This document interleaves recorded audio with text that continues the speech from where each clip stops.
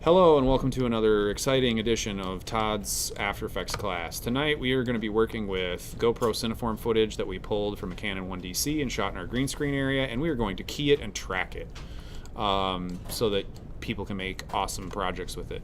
So here we go. Let's open After Effects and play with this file. Here's the file that we're working with. AE 2019 characters, GoPro Cineform, 10-bit. It's a 4K file in 10-bit color, shot on a Canon 1DC and Canon Log. So we're going to take that into After Effects and start working with it. If you are working on a PC or a Mac, most likely this will not open in QuickTime properly without transcoding, so just open it directly in After Effects. So here we go. We've got After Effects open. I already have my GoPro Cineform 10-bit footage pulled in. What you guys are probably going to want to do is cut this footage before you start working with it. So what I would do, instead of just dropping it on the timeline and starting to work with it straight away, is double click it so that it comes up in the footage tab, and you can set ins and outs on shots that you want to use, and then you can kind of like fine tune this a little bit. Another way that you could kind of tackle separating this into different shots is, number one, let's count how many we have. So we got Ethan, that's one, and then we've got banana, that's two. I think we have two bananas. 3, 4, 5, 6, 7, 8. So we got 8 shots. So what I'm going to do is I'm going to duplicate this 8 times. 2, 3, 4, 5, 6, 7, 8. There we go. So we've got 8 versions of this. And now what we can do is we can just go through here and we can kind of edit these down so that we're only working on specific shots, right? So what I'm going to do is I'm just going to break this up into its shot components. So I'm going to start with Ethan. I'm going to go to the point where it cuts. And right about there is probably plenty. I'm going to set an out point. So I'm clicking on this little character right here. DeAndre, look at my screen. See the set out point right here, set in point right there. You actually have to actually click the button. It doesn't work like Premiere where you can push I and N and have the in and the out go for you. So you can set your in and out. I might just grab this part right here where he kind of like throws the shovel back over his shoulder and work with this. So I'm going to set my in there, and I'm going to take then and name this. I'm going to call this Ethan 1. So I'm naming these in the project window. So we'll have new names for each of our shots, which is nice because then we can keep things organized and we know who is what and where. Go ahead. How do you copy them? Yeah. Just Command D for duplicate. Duplicate, duplicate, duplicate. 8 times? Yep, 8 times. And then, so I'm going to pause this for a minute. I'm going to go in, well, actually, I'll do one more. So let's go to the next one. I'm double clicking on the next one, number 2, and I'm going to go to the next shot that I want to pull, and we're going to cut that in. So it's banana. I'm going to actually pick this banana shot right here. Actually, maybe I will do the screaming banana. It's kind of fun. So we'll kind of get set up where the cut is. Setting an in, and we're moving forward where she screams banana. And then the camera starts to move back. I'm going to cut it right before the camera starts to move back. That's my out. And then I'm going to go ahead and name that banana _01. And we're on to the next one. And I'm double clicking on the next file, and we're going to move to the next banana shot and pick our select there, which is this right here. I'm just going to kind of go right where it cuts, set an in point, and then I'm going to scoot forward and set an out point at some point. Right about there is good. All right, so then we've got banana 2, so I'm going to go ahead and name the next one banana _02. And then so on and so forth. I'm going to pause the lecture here, and I'm going to go through and name the rest of these, and we'll keep on cruising forward. Okay, so we have all of our footage named and set up over here in the project window. I'm going to go ahead and make a new folder called footage, and I'm going to put it in there because most likely you're going to have a lot of assets in this project. So I like to keep things organized. It helps a lot. So I would probably make another footage called like photos. Maybe another folder called sound, whatever you might need to put into your project to just keep everything nice and clean. And then I probably would make another one called like star comps, where all of your comps can go, and you can keep everything nice and clean and organized. And let's go ahead and save this. That's a good call. Last name _ first name _ AE 19 I don't know what assignment this is, so I'm just going to call it GS for green screen. All right. So AEP file is saved in there with all of my footage. Make sure you guys are saving all this stuff in the same folder, that you're keeping all your assets together. If you need to keep your assets in one place, don't forget to collect files. That's where you go file, dependencies, collect files, and it will take all the files in your After Effects project and shunt them into one folder with a new project file. So if you need to carry things in certain places, that's the way that you want to do it. All right, cool beans. So let's start working with some of this footage. So this is a little different than, what was that? Oh yeah, baby, recording. These are a little bit different than what we did last time. There's a couple of different things that you guys can do here. Some of the tracking here you can do with the camera tracker. Some of it you can do with the standard motion trackers that we did last time. Like if you wanted to track, I'm gonna take a look at some of this footage real quick one more time. I'm gonna take like Banana 2. Let's start with Banana 2. This shot is relatively benign in terms of the movement, so there's not a ton of movement in this, which is really gonna help track it. So let's take Banana 2 and throw that down onto a new composition. So we're taking the banana file and we're dragging it down onto this little composition tab in the project window and letting go. And it's making us a new file, proper frame rate, proper file size, proper composition settings, all that stuff's already set for you. Does anybody have any questions about how to do that? No? Excellent. Okay, so like, you do Leah? Shoot.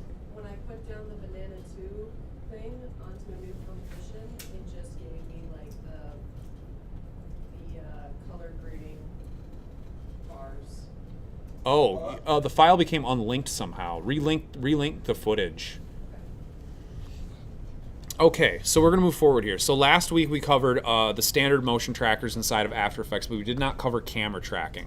So because there's not a lot of movement on the character in this one, like Leah doesn't move around too much, you can actually, this one shouldn't be too bad to camera track. So we're gonna try camera tracking this shot first to see how that goes. And if it doesn't work very well for us, we're gonna try the other method that we used last week, where we can put some trackers on these tracking marks over here on the left and the right, and we can get scale, rotation, and position from those tracking markers, which can be really helpful to make your shot work the right way.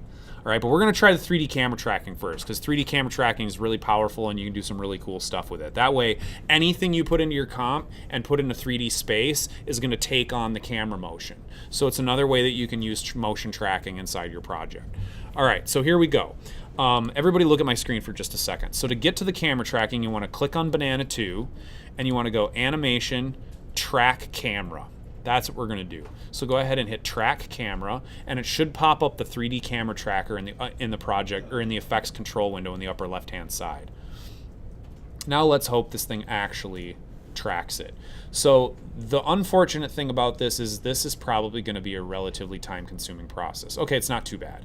All right, so it's gonna take a second for it to analyze this thing. And it's gonna do its analyzing of the footage, and then we're gonna create a camera from this, and we're gonna see how it goes. So give this just a second. We'll let it do its the next 70 frames, and we'll come back. Okay, so here we go. So our camera has been tracked somewhat. So one thing to keep in mind with the camera tracker is the camera tracker is looking at everything in your shot, right? So if your subject moves around, we obviously don't want to track the subject, we want to track the camera motion. So what we're looking for is we're looking for these markers over here on the right. Those are the ones we want to keep. All these other ones on Leah, we don't really even want, because they're gonna make the camera screw up, basically, because she's moving and we want just the camera motion. So here's what we're gonna do. We're gonna take our arrow tool and we're gonna select all of the motion trackers on Leah, and we're gonna delete them. And you can see that it left a few in there for me, which was super smart. We're gonna delete those too.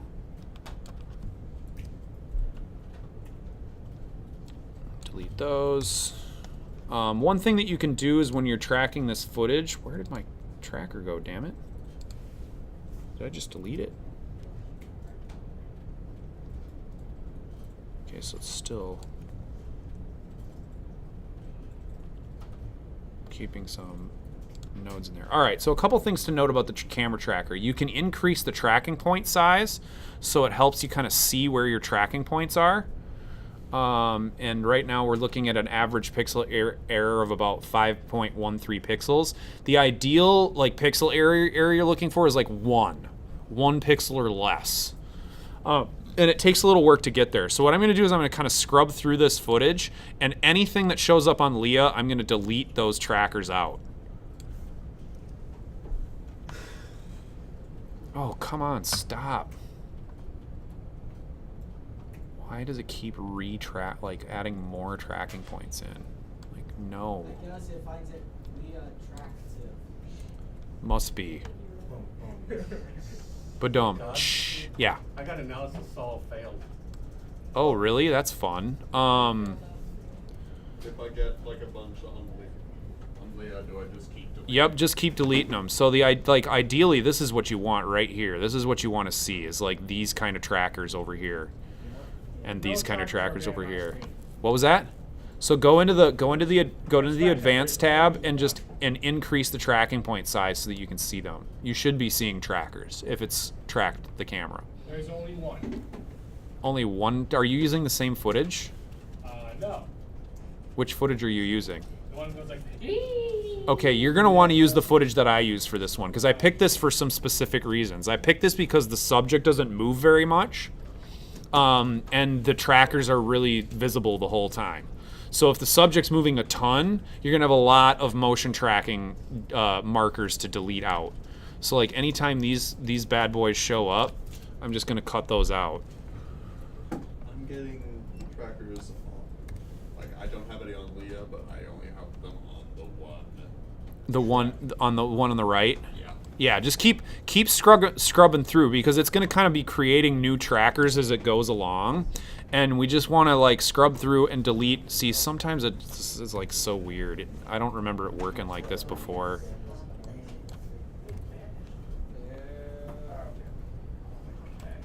I'm not. I've been sitting here for so long.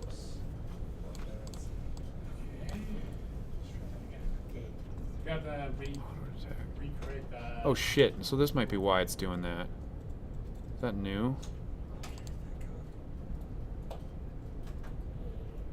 So do me a favor, with the solve method, let's set the solve method to mostly flat scene. And then, yeah, delete these trackers out because they're going to screw everything up. Oh, you know.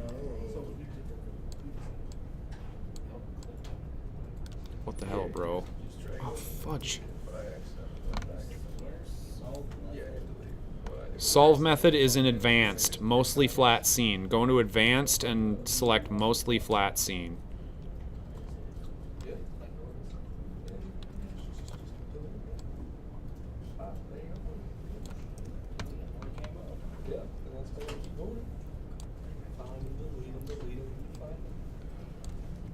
That is correct.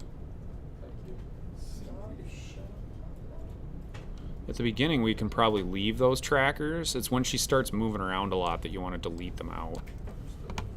And I don't know why they keep popping up. This is like not working the same way as it used to. These are not supposed to keep popping up like that. Yeah, I want these to go away. I don't want her tracked. I want this tracked, and I keep accidentally deleting my freaking plugin.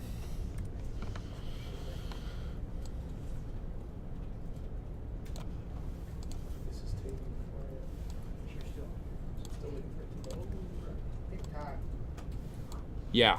Mine's moving weird thing. Mine probably said 3D camera your layer size must match composition. Use default transfer. Did you drag the footage onto the little composition window? Yeah. Check your composition settings and make sure they match your footage. You can see what the footage is by clicking on the footage. You'll see 4096 by 2160.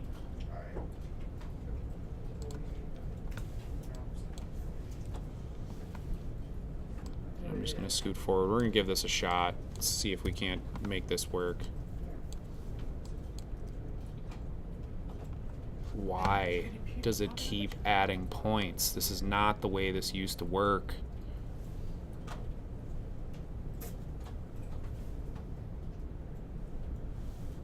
Auto delete. Is it because my shirt is white and black and gray, maybe? Yes.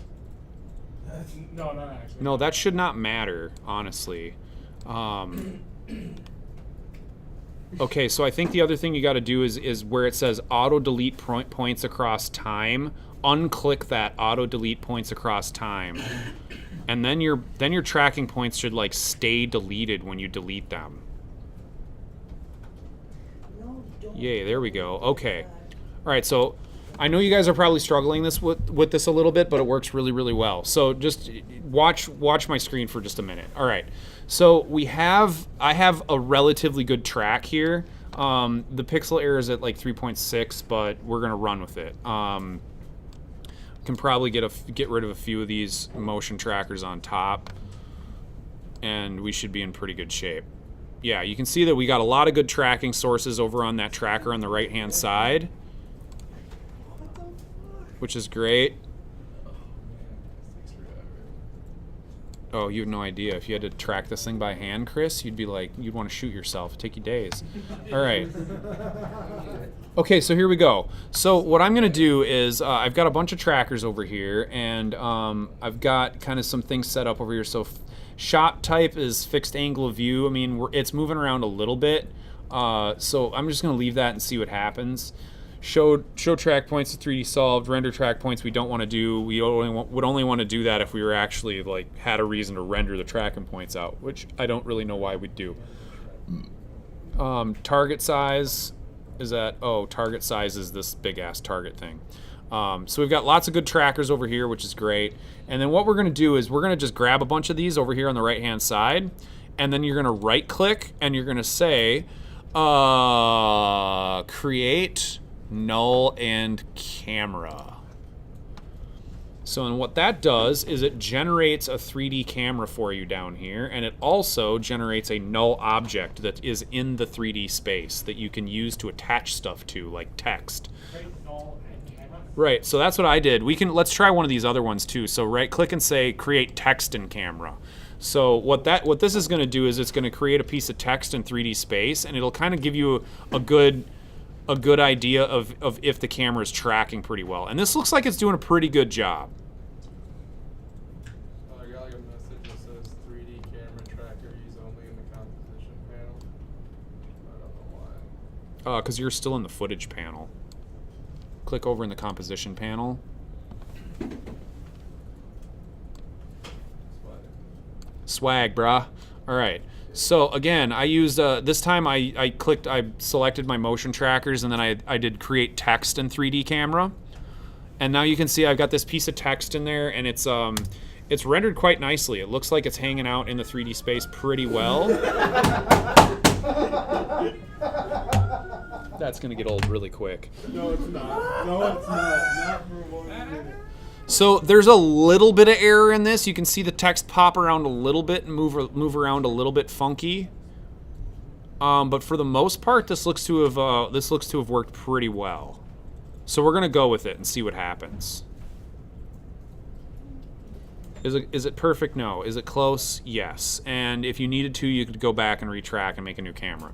But we're gonna move forward just so you can see how this works. All right. So we've got our banana shot. I've got some text in there. I'm gonna go ahead and shut the text off, and now we're gonna start approaching our actual green screening. So I'm gonna click on my banana footage, and like I said to you guys before, this footage, and actually what I'm gonna do is I'm gonna name the camera track layer. I'm just gonna name this one tracker, and we're gonna duplicate the banana footage and use this banana footage, and we're gonna call this one green screen, GS, so that we have that tracker buried underneath everything. And we don't need to have it on our green screen footage that we're keying. So I'm going to delete the tracker off of the green screen footage that I'm keying, and I'm just going to work with that footage, and I'm just going to shut off the tracker footage in the background, because now we have a 3D camera and text laid in, so things are pretty much tracked for this shot, which is super great. Oh, the other fun thing about this is it works with motion blur too. So like if you put your text, turn your text on and add motion blur, it starts to look pretty good. All right, so moving forward, keying the footage. Okay, so like I said to you guys before, this footage was shot in log camera space, which is why it looks really flat. It doesn't have a lot of contrast to it right now. The whites are pretty dim, the darks are pretty high. It needs some saturation. There's some color correction that has to happen to the shot to really make it pop. So we're going to grade this footage before we key it. So let's go ahead and do that. I'm going to shut my text off for right now, and we're going to start working the green screen key on this thing. Okay, so what I'm going to do is I'm going to do a couple things. First, I'm just going to start with levels.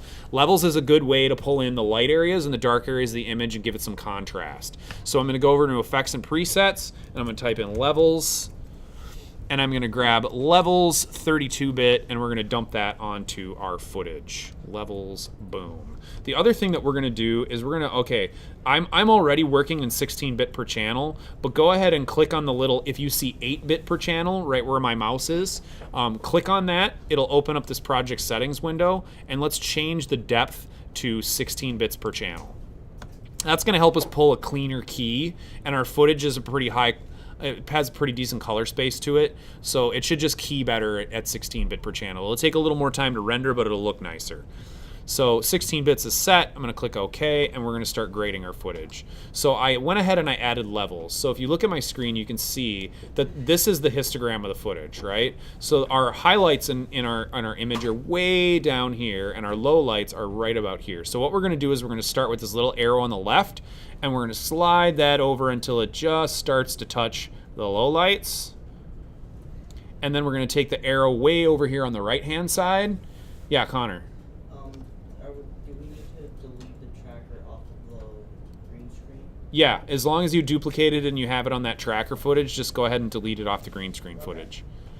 All right, so we're taking this little arrow over on the right-hand side, and we're going to slide that all the way down here until it starts to brighten everything up. And we'll actually let it relax just a little bit.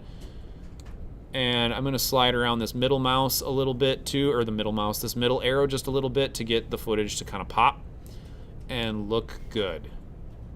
Cool, that's looking pretty good. So now we have good contrast. Let's add a little saturation back into this thing. So I'm going to go to Hue and Saturation. So I'm typing in Hue, and I'm grabbing Hue Saturation in the color correction box, and I'm going to add that in, and I'm just going to push some saturation into this until it starts to look nicely saturated. So that is about what we have on our color correction. So this is going to help with keying your footage. It's going to work a little bit better than keying it without any color grading on it whatsoever. Are you guys ready to move forward? Any questions? Go ahead. On the level, they could add like a third option to the. Where now? Yeah, the middle. Yep, so the middle is like your middle tones, right? So on the levels, your leftmost arrow is the dark areas or the shadows. The middle caret or arrow is your mid tones, and the far right caret is your highlights. I only have two of those, so. Oh, so take this and pull it a little bit to the right hand side. Oh. And then you should be seeing a pretty clean saturated image at that point. Yeah. Okay, cool. So we're pretty much where we need to be. So one of the things that I'm going to do here is I'm going to kind of pre-mask this footage. So I'm going to garbage matte this right away so that I don't need to key more than I need to. So, you know, last week what we did is we built mattes out of this stuff. This week you're going to have to garbage matte, and you're going to have to do a little roto. Like Leah's arm kind of comes over the paper a little bit. We're going to have to come in there and we're going to have to roto that out to clean that up, because that's not going to key out. So there's just some general upkeep that we need to do to make this work. So let's go ahead and make that happen next. So I'm going to grab my pen tool, and I have my Banana 2 green screen layer selected, and I'm just going to hit the tilde key, and I'm just going to garbage matte around this. So I'm going to start over here on the right hand side, and I'm just going to draw a general mask around Leah, not getting too close to her arms and stuff. We just want to kind of keep it loose so that we can animate this and move this around a little. And this is kind of what I'm getting. I'm going to move these ones on the left just a little bit. And I'm not worrying about the paper right now. Once I pull the key and I'm ready to go in and like get rid of a couple of those little extras, I'll go in and create separate masks for those and subtract those from this mask so that it's a little easier to take that stuff out. All right, so this is kind of what we have for Leah's shot right now. We're going to go ahead and start keying this footage. So I'm going to go in and I'm going to grab key light. So key light for keying right here. We're going to go ahead and drag that. And this needs to go underneath. This is really important. So everybody look at my screen. Key light is working off of what's already been done inside of the project window, inside of the effects controls. So you want to make sure to drop key light after your color correction. If you drop it before, it's not going to work right. So dropping key light after your color correction, so that it's basically procedural, right? So After Effects is looking at levels, then hue saturation, then key light 1.2 for its workflow. So it's important to drop those into the right positions. If you drop them in the wrong positions, things aren't going to work for you. All right, so then this is kind of like what we did last week, right? We're going to go ahead and grab the eyedropper, and let's grab some of the green, and we're going to start working with this footage. So the yellow is already problematic, which is super fun. So then we're going to go into our screen matte, and we're going to start working this matte a little bit. So we're going to start clipping and clipping. Wow, I'm really surprised how much it's pulling that yellow back. This shot might be a total pain in the ass. Okay, let's do this. Let's try.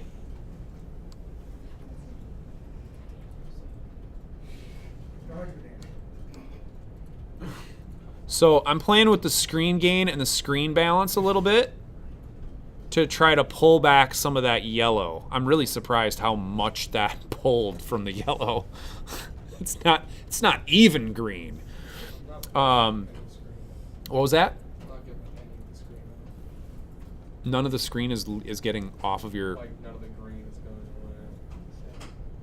Really? When you clicked on the green, none of the green's going away? Yeah, it just makes it look funkier. Alright. So I worked with screen gain, screen balance, and I went into the screen matte view, and I started working with the clip black and clip white. I added a little softness into the edges, and I also set my resolution to full so I can see what this looks like at the per pixel resolution, and it's looking really nice. So let's go ahead and look at this in its final form. So I'm going to go to view and set view to final result, and now we're kind of seeing our keyed footage. So there's still a little bit of noise in the banana, so we probably have some garbage matting that we're going to need to do to make this work really well and make sure that we retain all the detail in the yellows, because yellow is pretty close to green. Honestly, if we were to shoot this character and we were going to use this for real, we probably should have shot her on a blue screen, because then we wouldn't have any of these problems, because blue is a direct complement or a contrary color to yellow. Was there a hand in the background there? Riley, did you have a question? Okay. All right, so we got a pretty clean key on Leah. So moving forward, how do we clean the rest of this up? So let's take a look at it and kind of see what we need to do. I'm going to go ahead and set my resolution back to 1/4 just so that I can move quickly and I can set up masks and I can scrub through my footage and stuff like that. So I've got my resolution set to 1/4. I need to do a little bit of work on this mask, right? So that's the next thing that we're going to do. So number one, let's go into our mask. So I'm going to push MM to open up my mask on my green screen. And I'm going to change the mask color from pink to something I can actually see, like red. So there we go. Nice and bright red mask. Easy to make out, easy to animate and render and do all that fun stuff with. So now I'm going to come in here and I'm going to work with this mask. So I want to double click my mask. Sorry, not double click my mask. Click on my mask. And then what I'm going to do is I'm going to set a mask path keyframe. So why don't you guys just check out, watch my screen for a minute, watch how I do this, and you guys can go ahead and start doing this with your stuff. All right, so we've got the mask kind of laid out around Leah. I want like an in-between. We've got the mask laid out around Leah. I went ahead and I'm going to add a mask path keyframe, and I'm going to scrub through the footage, and I'm just going to kind of adjust my mask for Leah as she moves. So I'm scaling it a little bit, and I just double clicked on one of the nodes so that I can kind of scale this and move this around to keep the garbage matte where I need it to be. And if you need to go in and adjust any specific nodes, you can go ahead and select them like so. Go ahead, Connor. My mask outline is not showing. Did you change the color of it? Yes. What'd you change the color to? Change it to red. Did you accidentally delete it? No. My mask is Are you on the footage comp instead of the composition window? Footage, composition. no, I'm on the green.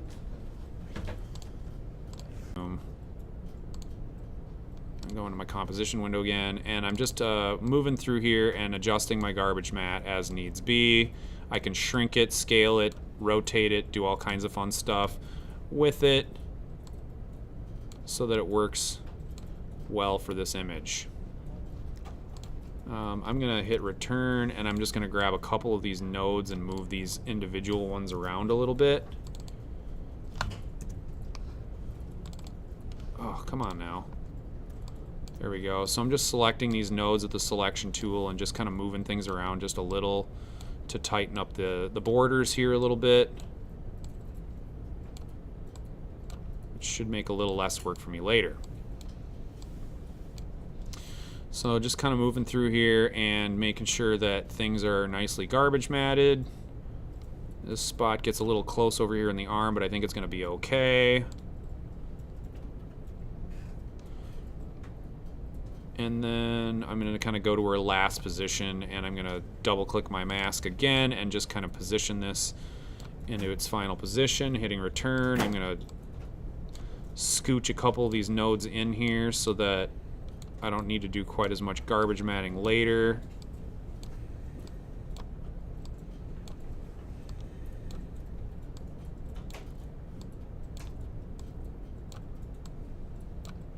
Okay, that's looking pretty good. Got a few other little adjustments to make right here on this node. And I'm going to tighten the ones in on the left a little bit. Let's make some general changes. It's looking pretty good.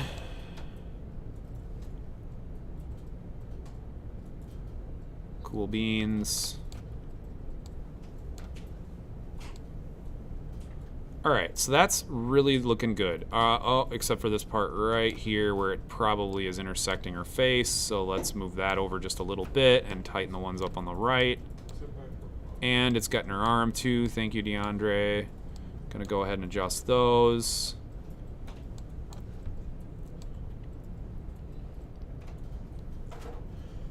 And that's looking pretty decent.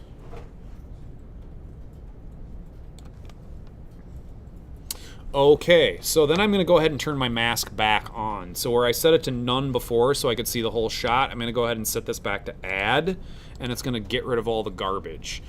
So additionally, there's probably some other things that we should do to this image. The next thing I would probably do is add an additional mask and mask out the page that's overlapping her arm on the left-hand side. So let's go ahead and kind of tackle that here real quick. So I've got my banana green screen selected. I'm going to kind of go into the middle of my footage where she's kind of the most intersecting that paper, and that's where I'm going to create my mask. So I'm going to zoom in here a little bit for this one, and I'm using the pen tool again. I'm just going to grab the pen tool, and I'm going to create another mask, and I'm going to try to keep this as close to her arm as possible. Just making sure that I'm getting rid of the paper, and we'll just adjust this as we go. So this mask is closed now, and then this mask, instead of being set to add, we want to set it to subtract, right? So this is what's going to happen when we do that. Set it to subtract, and it takes out the paper. And I'm also going to select another mask color that I can actually see. There we go, nice bright blue mask. So you can see that when we're zoomed out, that's fully keyed, that's looking pretty good. And this is, honestly, this is par for the course for a lot of green screening. Like you can take the green screen so far, but you are gonna have to garbage mat. You are gonna have to roto a little bit to get things nice and clean and looking really good so that you have a quality piece of keyed footage that you can use for additional effects. Yes, she looks funny, it's great. All right, so now that I have my subtraction mask in there, I'm going to do the same thing. I'm going to set it to none, and I'm going to go ahead and I'm going to start animating this mask over time. So what I'm going to do is I'm going to kind of go to the back and the front, and I'm going to work my way into the middle. So I've got this one in the middle. I'm going to go all the way to the front, and I'm going to take my mask, double click it, and I'm going to move it and scale it so that it works for the front of my shot.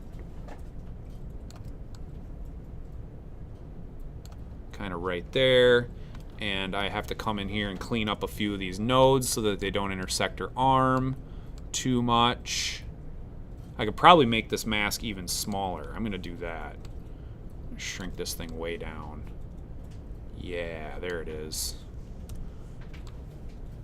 So shrinking that way down, I'm just moving some of these nodes. I'm gonna try to move them very subtly because I don't want to have to move all these nodes again too much.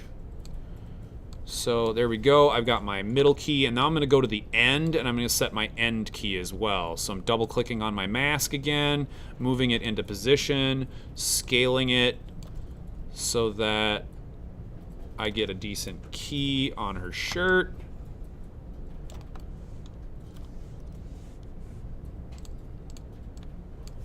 Oops, don't want to move the whole thing. Just adjusting some nodes here so that I get a nice clean line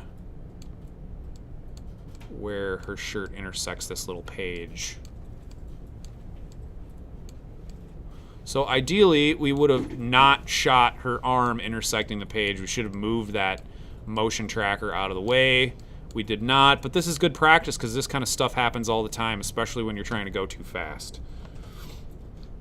All right, and then I'm just gonna kind of go, I'm gonna split the difference, right? So I've got one keyframe here, I've got one keyframe here. I'm just gonna cut this in half and key it in again. Or, keyframe it in again. So I'm taking my mask again, I'm scaling this a little bit so that this works for my image. Right about yay. Seems to work pretty good. That looks good to me, and then I'm going to do the same thing here. So I'm looking at this keyframe and this keyframe, and I'm going to split the difference there. I'm going to go right about down the middle, and I'm going to set my mask up again, working on some individual nodes to make sure that it keys out properly. There we go. And I'm just going to continue that process. So I'm going to split the key, split the key, split the key until I get something that works really well. I'm going to take a look at it right now and just see how bad it is. I'm going to go ahead and shut that off and turn my mask back to subtract and just kind of scrub through. And you can see there's definitely some areas where we still need to work that mask. So we're going to keep splitting that thing down and finding some of these areas where they're really intersecting, like this one right here, which is like dead center, right in the middle of the shot. So we need to go in there and adjust that. Go ahead and move that mask and then just double check those nodes nice and close to make sure that we got a decent cutoff of that arm, which is looking pretty good. There we go. Zoom back out a little bit. I'm going to scrub forward. There's a few more spots where we need to kind of move this thing around.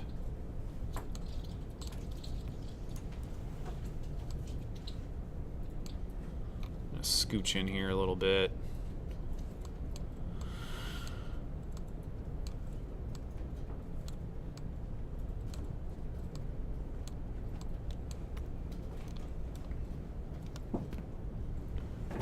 Alright, boom, boom, boom. That looks pretty good. I'm going to keep moving forward and split the difference on this one. So the camera's moving around quite a bit here.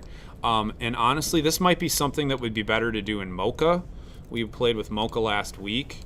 Mocha could work really well to get rid of this big motion tracker for you. You just go in and draw a box around the motion tracker and track the whole thing with Mocha and then create a mask with that. But this is the quick or the not so quick but dirty way to do it. Again, I'm just setting up my keyframes, making sure that that's cut off. Looks good there. There's some other spots we need to kind of adjust. Go in, move it. Looks good. Move it again. Scale it up this time a little bit.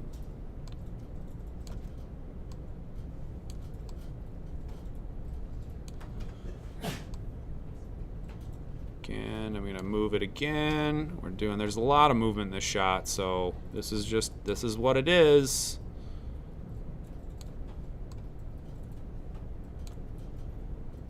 Whole lot of roto going on. All right, that looks pretty good.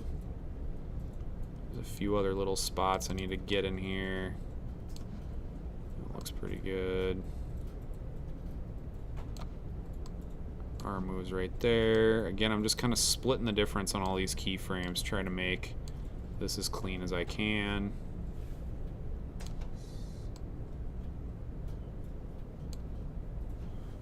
Alright, and then let's go back a little bit and just get the nasty parts.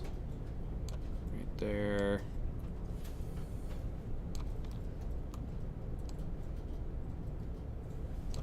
Right there. Move it again right here. A few more, and we're almost there.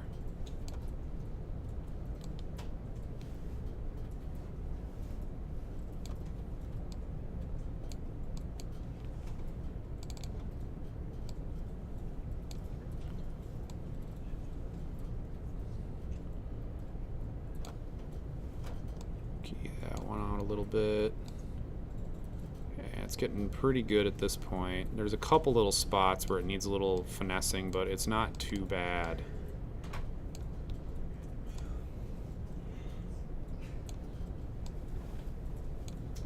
That one's done.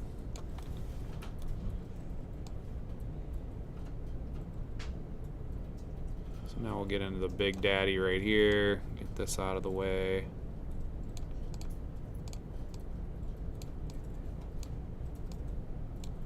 Finesse these nodes a little bit. Keep on moving through, find the big differences, double clicking the mask and just moving the whole thing. There we go. A couple more.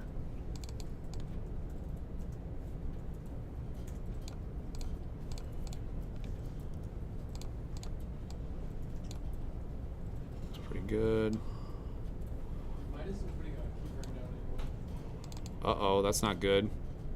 Did you unclick the keyframe button by chance? It should be making a keyframe every time you move the mask. You guys been doing it, I just went through and realized I didn't have any keyframes on it. Uh-oh, that's not good. What does it make sense? What was that? Where's the... You just got to turn on the stopwatch is all.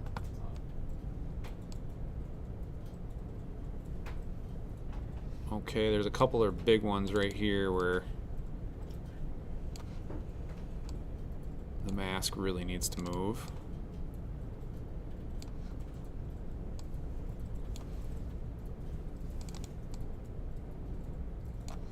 Good deal.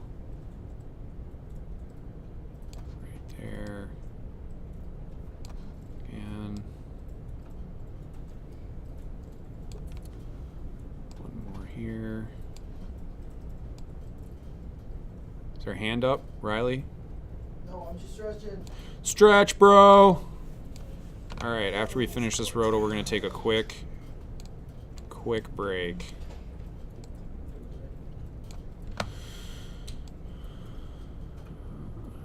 Right there probably needs to get done. Yeah, well, this is how this stuff works. This is really how it works. Like you're gonna if you're working on visual effects, there's gonna be a lot of roto and masking and keying masks in where they need to be and making it work. And once you get it, like this stuff's 4K, and I'm looking at this really, really close. Like if I go back out and look at it right now, so I'm gonna go out and fit it up to 100%, shut off all my masks, turn this back to subtract, and we're just gonna watch this and see how it goes. See, like this is probably good enough right now. And then what took maybe 15-20 minutes to do that? That's not so bad.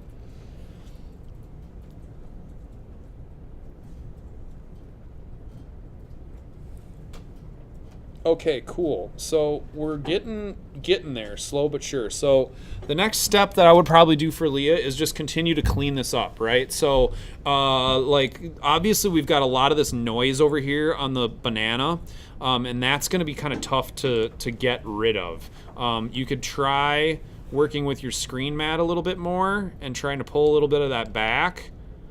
Either clip white or clip black, but it looks like that's just going to kind of be a noisy area no matter what we do. So we're gonna do another mask on the interior of her to bring you some of that back. So I'm gonna rename this GS main because we know it's the main background layer. And then I'm going to make a duplicate layer, and I'm going to call this, I'm just going to call this inner for the inner mask. And then this is what I would do here. So I would create an additional mask, and I'd just key this out like so, right? So I'm going to use the pen tool again, and I'm just going to kind of create a rough mask right around where this banana is.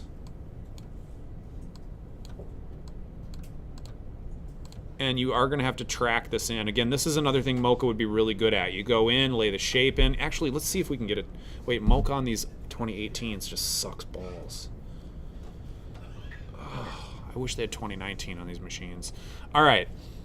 So now we've got this mask in here, and what we can actually do on this one is shut off the key because we don't need any of the key information here. So I'm going to go into my mask. I can delete these other two or set them to none, and then just leave this one set to add. And you'll notice right away, like, this brings back a lot of the data on the left-hand side of the mask. It can be a little noisy at the edges. That's fine. And then I'm going to feather this mask. So I'm pushing F for feather, and I'm just going to feather it out a little bit. And that brings back all that data that we lost on the inside of the banana. Go banana.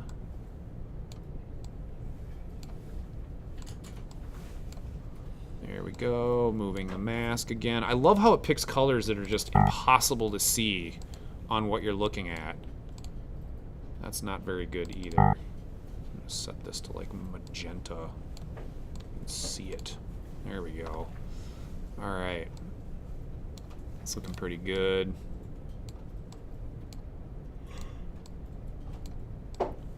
Cool beans.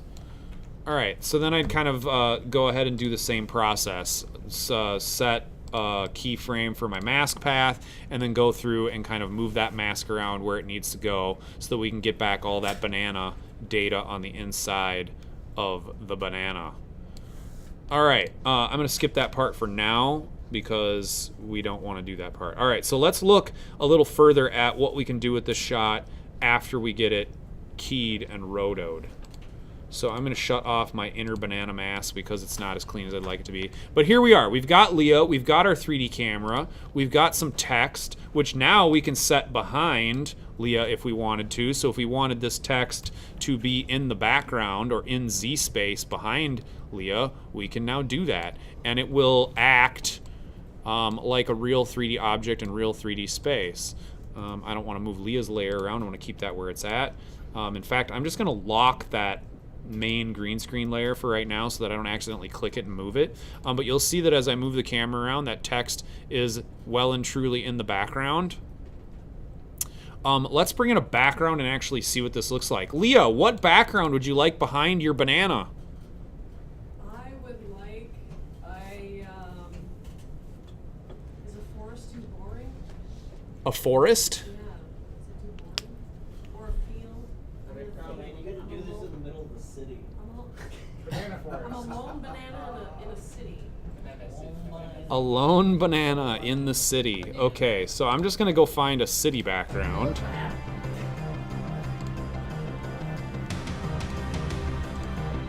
Let's go to, oh, what is it, Pexels? And search city. Find something. Hey, look at it. Oh, this one's perfect right here. Very, very intense. And we get a free download. No, I don't.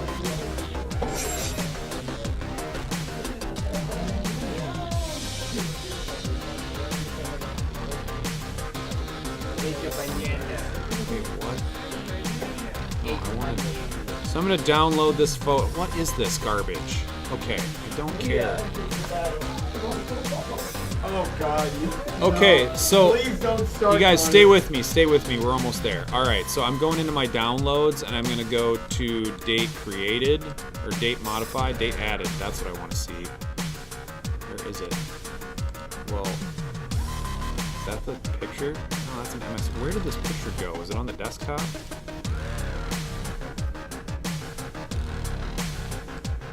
There it is, all right.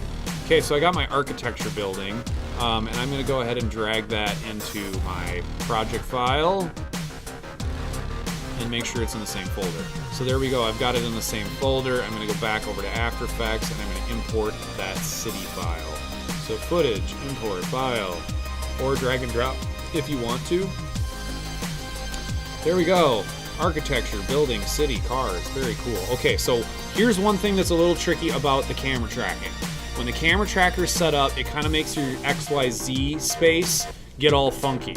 So in order to put this image kind of in the background the right way, what I need to do is I need to take the position of the text, right? So I'm gonna look at the text position, and I'm gonna look at the text anchor point just to make sure that it's not all effed up.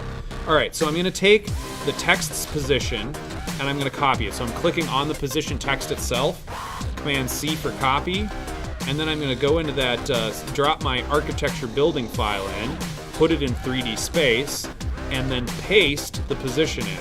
Paste the position into the background. And you can see it's looking pretty good back there. Let's pull it forward just a little bit and scoot it to the left and then scale it up so that it looks like it's working right.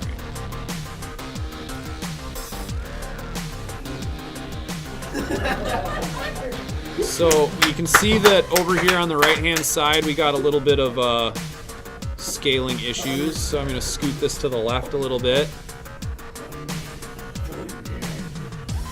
Alright, so that is looking pretty cool. I'm going to go ahead and use some depth of field on my camera to give this a little bit of differentiation. So I'm turning depth of field on. I'm going to set this to full res just so I can see what it looks like fully rendered. Full res, and I want depth of field on. I want to increase the aperture. Ah, it's looking great. All right, cool. So the camera's point of focus is like right where Leah is. Now what we need to do is we need to color grade Leah's shot just a little bit so that it matches the background a little bit better. So I'm gonna go back into my green screen main, unlock it, and we're gonna do some additional color correction after the key light. So I'm gonna go ahead and I'm gonna grab, what should I grab? I'm gonna do another hue saturation. So I'm gonna drop hue and saturation after key light, and we're gonna just mess with the hue a little bit on this thing and try to make it a little more golden. That's better. So trying to kind of match the hue and the coloration of the background a little bit. We can play with lightness here. She seems to be a little bright, so I'm playing with lightness a little bit, and we probably play with saturation too. Just drop some sats out, make it look like she's standing in that picture. That's looking pretty good. So, I mean, the other fun thing to do with this image would be like create a CC particle world system and then make it pour bananas when she says banana, and then it pours bananas out of the sky. Well, let's give that a shot, shall we? So let's find a good picture of a banana on alpha. So I'm gonna type banana. Alpha or white will work really well for this. On alpha. Banana on alpha. And I'm just searching. Oh, perfect. Here's a PNG of a banana on alpha. This is gonna work great. So hopefully it will let me actually open a link to the real image. And it did. So I'm gonna right click on this. I'm gonna say save image as. I'm gonna bring it into my green screen project, and I'm gonna save it in there. Very good. So we got a banana PNG now. So let's go back over to After Effects. I know I'm hauling a little butt here, so we can maybe get out a little bit early. All right, so I'm gonna bring my banana image into my photos folder. Click open, and now I have this nice banana image in, and then I'm going to take that banana image and I'm going to drop it on my timeline and shut it off because we're just going to be using it as a reference for our particle system. So the next thing we're going to do is build that particle system. So I'm going to go layer, new, solid, and we're going to call this bananas particles, or banana particles. And we're going to go ahead and click OK. So we got a new solid in there, and we're gonna go ahead and add particle world. Particle world on the solid. So now we've got particle world. It is in there, and now we need to make it pour bananas. So I'm going to do a couple things, and I'm going to move really fast here, so just hang with me best you can. All right, so I'm going to fit this to screen so I can kind of see what's happening. I got my particle system rocking. I'm going to go ahead and make the producer bigger for one. I'm going to make it a nice... Whoa. Oh, that moved it. Okay. Producer radius is what I was looking for. I'm going to make the X radius really big. Let's call it like 20, and then I'm going to make the Z radius really big too. Call it 20. So it's going to be a big disc basically raining bananas out of the sky. So right now we've got our standard particle system, just probably pouring particles everywhere. Yep, there it is right there. Pouring particles. And it works with the 3D camera, which is really cool. So all these particles are going to be moving when the camera moves. It's going to look pretty sweet. All right, so we've got our particles laid in. I think the next thing I'm going to do is notice the grid, right? So what I'm going to try to do with the particle system is I'm going to try to make it match the perspective of the road. So in extras, effect camera, I'm going to go ahead and I'm going to play... I'm going to set this to quarter res so I can actually do stuff.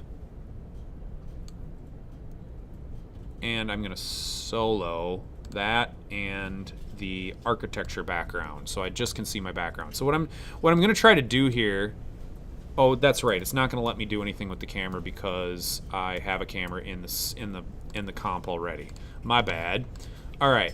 So I have my particle world. Actually, I'm just going to make it rain bananas. So let's just get to that point. I'm going to take my position Y and I'm going to move my particle system up. So you can see it is indeed a big disc. If I pull this back, it's just this massive disc around Leah. I'm going to shrink it down just a little bit. I think 20 on the x-axis was a little overkill. Let's go 10 and 10 and see what happens. Oh, we can go even smaller than that. How about 5 and 5? Sure. How did I make that so huge? Oh, I suppose because it really is that big. That's better. Okay. I went way overboard with the size of the producers. All right. So we have a large disk of particles raining from above. I'm going to set the longevity to about 5 seconds so that we can actually see particles on the system. So you can see it's nice and it's raining right now, which is good. We got little particles raining. Let's go into the particles and change the particle type to textured square. And so all the particles have gone away because we need to tell the particle system what texture we want to use. And that's where putting the banana PNG on the timeline comes in. So what I'm going to do is open texture, and I'm going to tell it what texture layer I want to use. I want it to use the banana PNG image. And there it is. And it's not fully on alpha, which is really weird. Let's go origin constant. No, that won't work. Why? Why, boo? It's not a PNG. It's not a PNG? It's a JPEG. JPEG. I could have sworn it was a PNG. No. Oh, it is a JPEG. My bad. Well, boo, it made it look like it was on alpha. They totally screwed with my head, man. I tried to tell you. Cause it's oh, look, banana dolphins. Oh, Yes. Okay, do that so one. no. This is actually great. So let's make this JPEG work, right? So what I'm going to do is I'm going to take this JPEG image and I'm going to bring it into its own composition, pre-compose it, and I'm going to call it banana key. We're going to key the white out on this. So I'm going to move all attributes into the new composition and we're adjusting the duration. Okay, cool. So I'm going into banana key. So I'm going into the banana key. And now, oh shit, so I'm gonna go back a little bit here. I want to make this, I wanna make sure, here's what I'm gonna do. I'm gonna delete the banana out for now, put the banana on its own composition, so it's by itself and it's not a 4K comp. So they just made it, they faked me out, man. They faked me out. That's not cool, bro. so sorry, dude. All right, so this actually won't be too bad. I'm just gonna set this up like super quick and dirty. So I'm gonna make a new layer solid. I'm gonna call this white Click OK. I'm just going to make a mat out of this thing super fast. So I got a white solid. I'm going to back off the, actually, I got a white solid. I'm going to duplicate that solid. Then I'm going to change that second white solid to black. So what am I doing here? What do you guys think I'm doing here? Getting on an alpha channel. I'm creating a mat for this banana. That's exactly right, Pete. And I'm creating an alpha channel. All right, so I got my black, I got my white. I'm going to shut the white off for right now, so I can just see the black, and I'm going to set my black to 50% so that I can see where my banana is. And then I'm just going to really quickly, and I'm going to do this really quick, I'm just going to draw a shape around the banana really, really fast. Get it close, and that will be good enough. Come down here, draw a nice big curve, bring it back up here, a few more little dots, and there we go. We got our banana. We got our black mat. This is going to work perfectly. All right, so turning my white back on, bringing the transparency up on my black mat, which for whatever reason isn't actually black. I'm going to go into my solid settings and change that to black. There we go.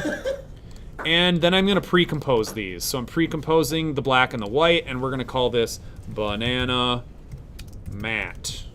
And click OK. So there we got our banana mat. Then we're going to go in and do that thing that we do called track matting. We're going to use a LumaMat, and we're going to use LumaMat inverted. And there we go. We have a banana on alpha that we can use as a particle system. All right. So I'm going to take my banana PNG that is now on alpha.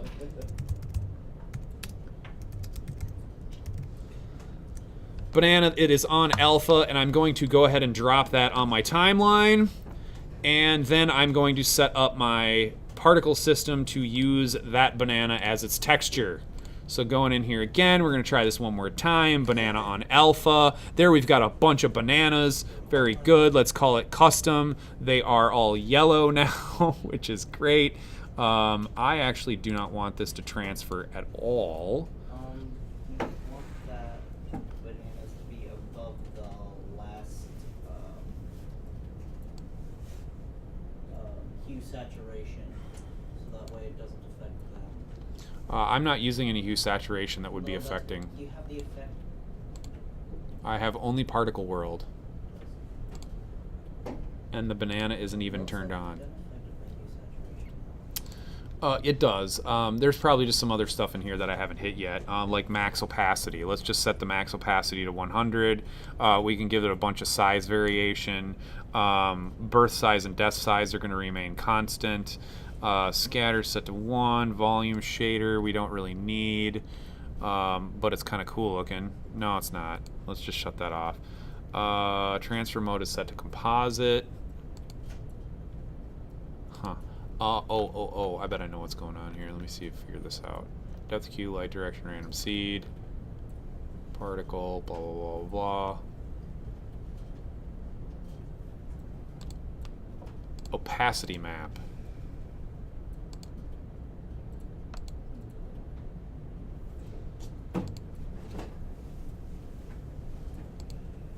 I'm just going to say custom. All right, we're just going to leave it like that. Well, I just want to see these bananas fall out of the sky when she says banana. Banana! I think we need to increase the size of these bananas. Size is increased. Can we make the bananas like rotate and like? Yeah. Oh yeah, absolutely. We can absolutely do that. Yes, we can absolutely do that with the bananas. We can, let's see, physics, gravity vector, direction axis. Let's try a different, I'm trying to find one that's not going to just totally throw our whole animation off.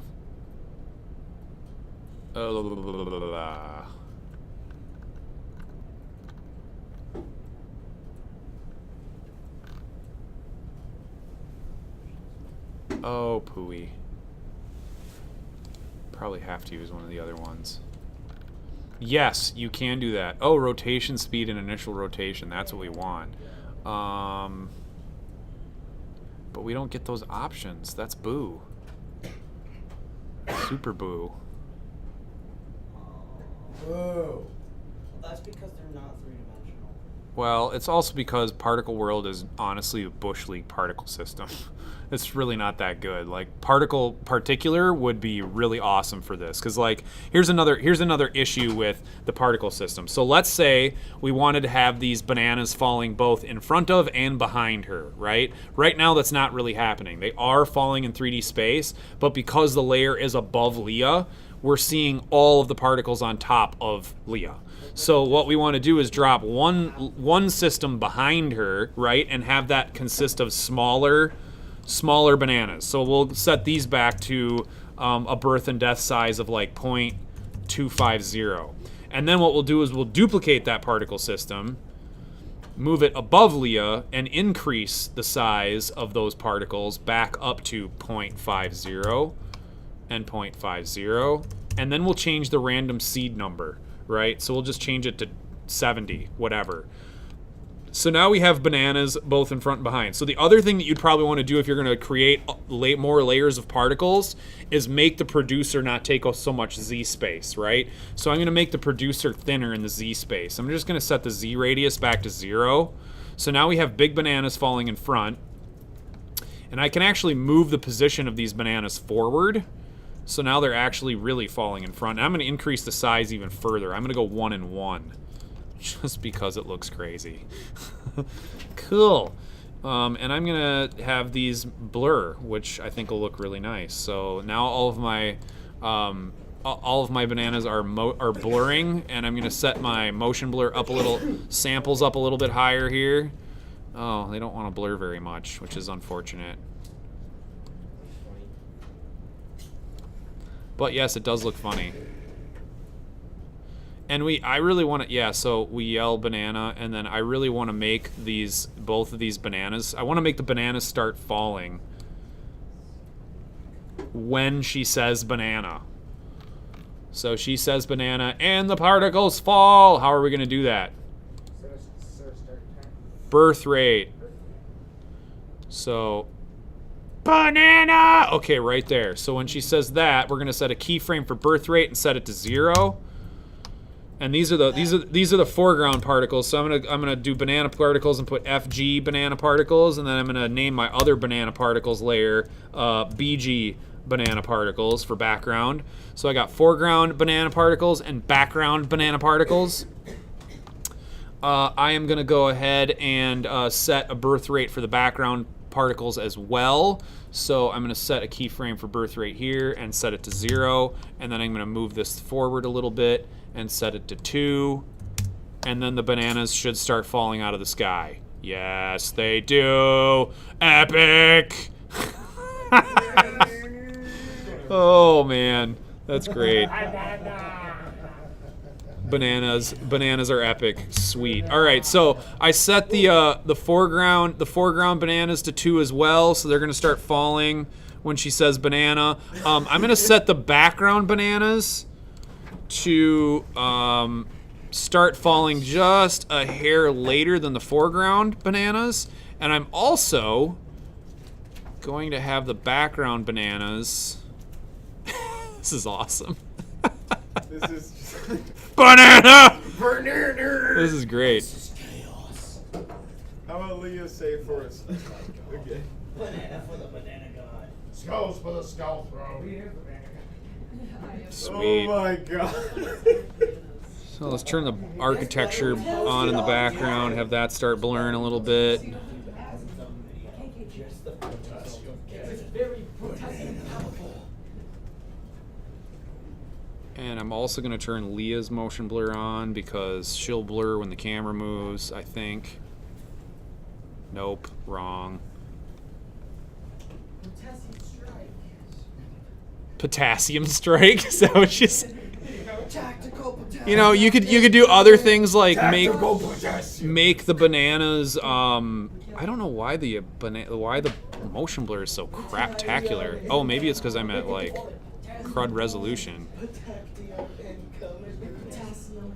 Is that why? Oh, it's taking much longer to render. Okay, so there's a few more motion blur steps there. All right, so I got foreground bananas, I got background bananas. I'm gonna have those background bananas just start falling a little sooner than the foreground ones because they play a little bit better, which is nice. And I'm going to make their longevities, they're 5 seconds, so that's perfect. So if we were really cool, what we would do is we're going to go back to the front, and if we can get, well, let's do this. We can actually make the bananas bounce off the road, which would be kind of neat. Let's see. So I've got my... it just wants to move the layer around. It won't let me actually move the damn... Put the particle that Sorry, what was that, Connor? you would have to put the particles in 3D space. They are in 3D space. Oh, Yep, they're in 3D space inherently. So when you make particles in After Effects and you have a camera, you do not need to make the particle layer 3D because it's already using the camera data. That's why I couldn't control the camera when I tried to move the camera around, is because it's already using the camera data from the current Gotcha. from the current comp. All right, so I wish I could rotate my system just a little bit, but it doesn't allow me to do that because I already have the camera set. All right, so we're just going to deal with it. But I'm going to try this anyway. I'm going to go ahead and make my particles bounce off of the floor. I think it'll still look cool if we can see any of them actually bounce off the floor. So the camera kind of moves down, so... Ooh, wait. Floor position. Beautiful. I can set the floor position a little bit. Floor action. Let's set that to bounce. Bounciness, random bounce. We're just going to go with the stock setup for right now. And then I'm just going to play this back at half res and see what it looks like. Banana! Banana nuke incoming. Hotess attack incoming. So now we've got, it's kind of nice. We got Leah in the kind of the middle ground. We got foreground bananas happening. We've got a nice background. And if we took that background and split it up into additional planes, like we added, cut the city up a little bit and like. You mean banana split? Yeah, we banana split the background. Oh, come on. That was not even worth a high five. Can I please leave? Oh, come on, you guys. Okay, so give me just a couple more minutes, guys. So now we can split this background up. Not comprehend. So what I mean by split the background up is you basically go in and section it into sections, right? Like foreground, middle ground, background. You section the city off a little bit and then move those layers into Z space back there, blow them up a little bit, and you're going to start to get some really good 3D parallax going on that background layer. It looks pretty good right now, but it can always look better. But this is pretty great. I mean, she's going to yell banana, and it's going to be awesome. I'm going to turn the audio on for this.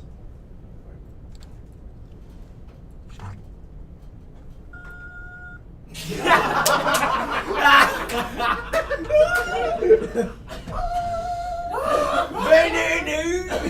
I didn't know you could do opera.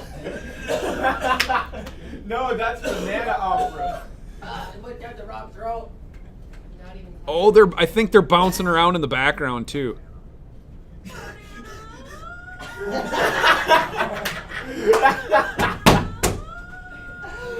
Okay, so a couple other little things, like Adam brought up the rotation of the bananas. So like if that's something that you wanted to do, what we could do is we could go into this banana on alpha, make a null object. We're going to call this rotation null. And let's just give this some rotation.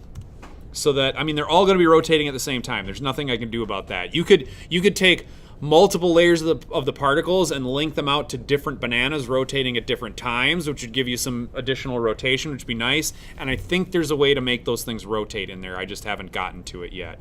It might be one of the other texture, like texture disk, or one of the other texture options might allow you to actually rotate the particles around, so you just got to play with it a little bit. So I'm going to add this rotation null. I'm just going to add a couple of, let's see, 5 seconds. I'm just going to add like a couple of turns of rotation to these. And then what we're going to do is we're going to link our banana and our banana mat. So I'm going to do this. I'm going to take the banana mat and parent it to the banana image, and then I'm going to take the image and parent it to the null, and now it should spin around. The other thing we want to do is scale this down just a little bit.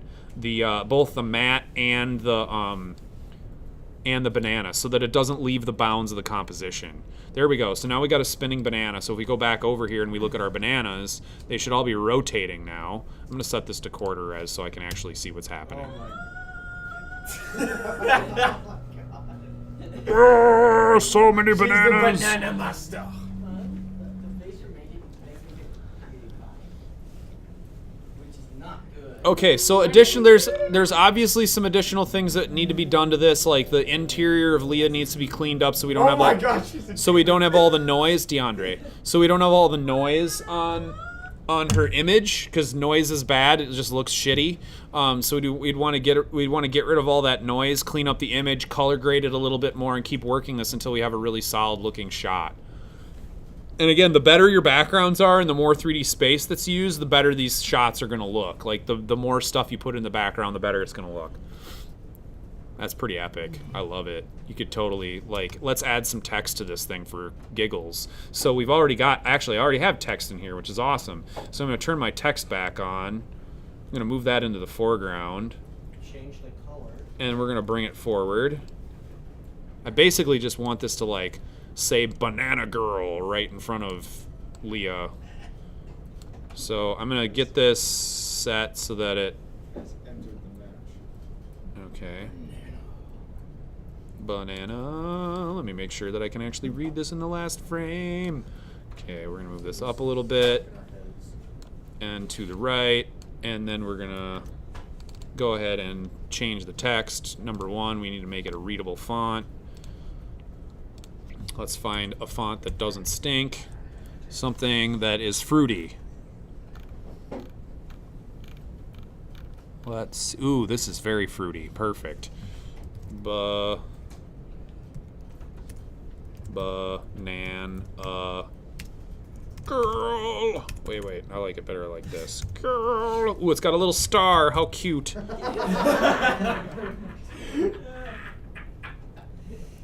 Let's do a little stroke on this banana girl. Let's put a yellow stroke in here. Bright yellow, yes. Can't go wrong with bright yellow. Bright yellow stroke. Let's go ahead and add a little drop shadow to this bad boy. Drop shadow on Banana Girl. Let's move it away from her a little bit and soften it. So it's kind of floating over the footage. And let's set it to motion blur as well so it blurs with the camera. Where the heck is it? Text. Oh, good, it's already blurred. Fantastic. Okay, let's play this back one more time. So I would probably like have the text come in when she says banana. And I think I need to move it forward in Z-space some more. So that this actually looks like it's in front of her. So now I think it's like right.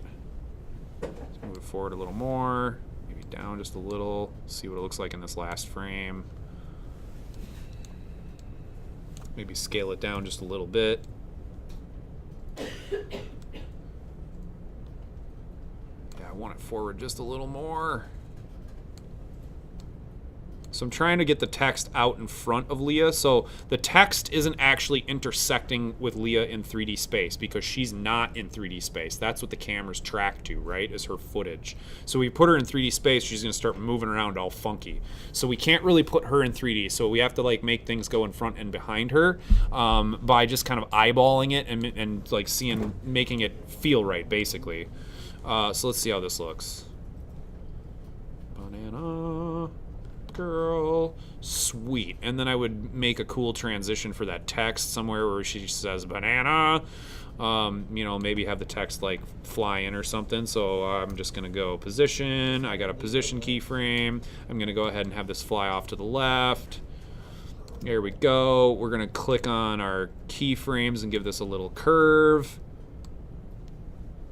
so that it looks cool. We'll do an easy ease in. And then we'll cut this off so that we don't see it hanging out in any of the other parts of our shot. And we'll give this another render and see what it looks like.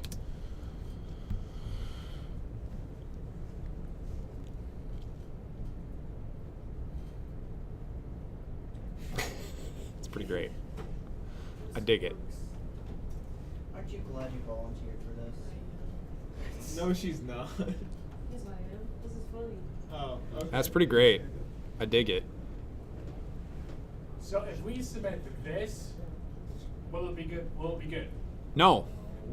You need to make a whole thing out of this. You need to use the other images and track them and key them and Oh, so get them we set up. Need to do this, but with 3 other characters. Yes, sir. Gotcha. Yep. Spend the time. You guys got it. This was like, it took us like 2 hours, 3 hours to do this. This is no big deal. We can rock this. And we were making jokes all the time. Rough for next week is good. You don't have to have the whole thing done, but just get it close. Get it close. Like, start working your keys. You don't have to do all the masking right away. Like, get it in there, rough it out, get some stuff in the images, and then get some critique next week, and you'll have another week to work on these. So I would say Banana Girl is going to be challenging because she's got all the noise and the yellow. Riley is probably going to key pretty cleanly because he's blue and white. And then Ethan is there's gonna be a little issue with Ethan too because he's got specular highlights on his chrome dome, Maybe the shovel is yellow.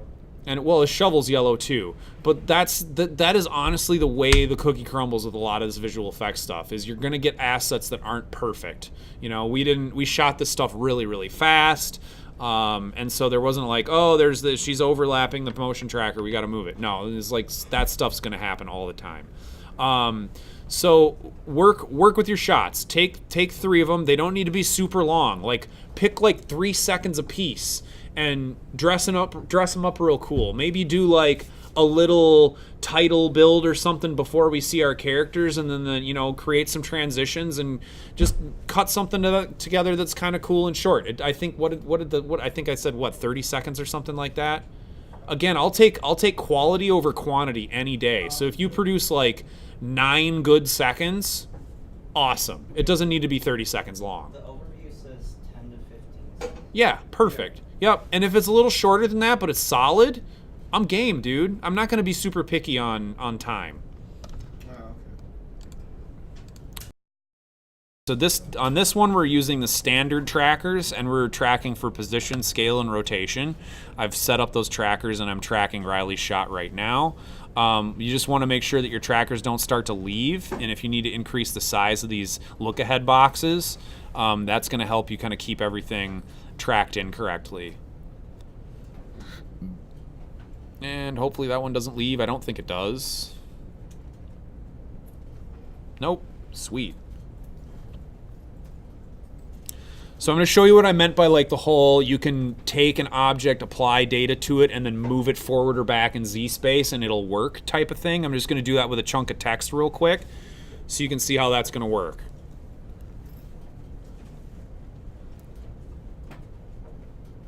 Go, go, go, go, go, computer. You can do it. 8 hours later. All right, so I'm not gonna use a null object. I'm just gonna drop a piece of text, dump the data on it, and move it in Z space so you can see what it looks like. So we're gonna drop a piece of text, go back over, oh, yeah, okay. So go back over to comp window, layer, new, text, and I'm just gonna type Riley in girly font, which is awesome. Hell yeah! Go Riley! Do this to me.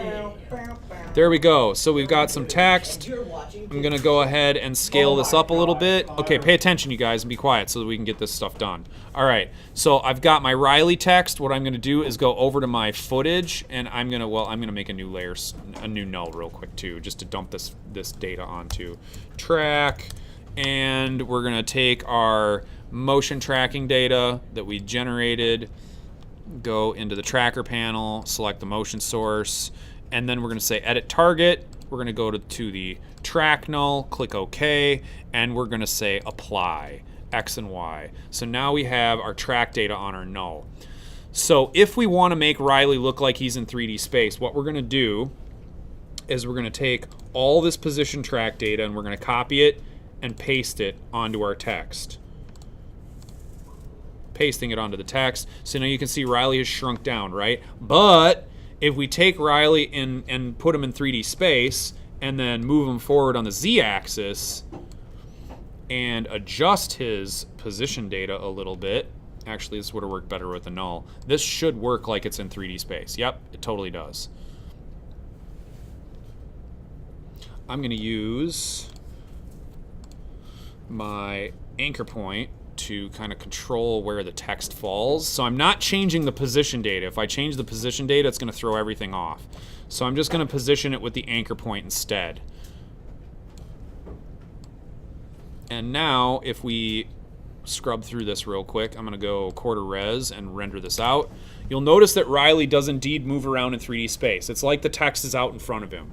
So you can use this method to create a fake 3D camera, basically, and then move your objects around in Z space, background and foreground, to create the illusion of a 3D camera that has been tracked.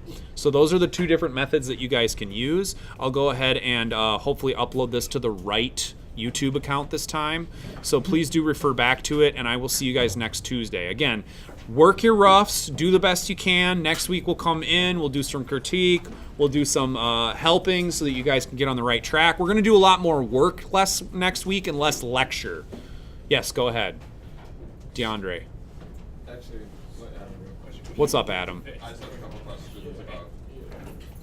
One is about I'm trying to keying. Okay. The other one is just like, is like there gonna be a link on D2L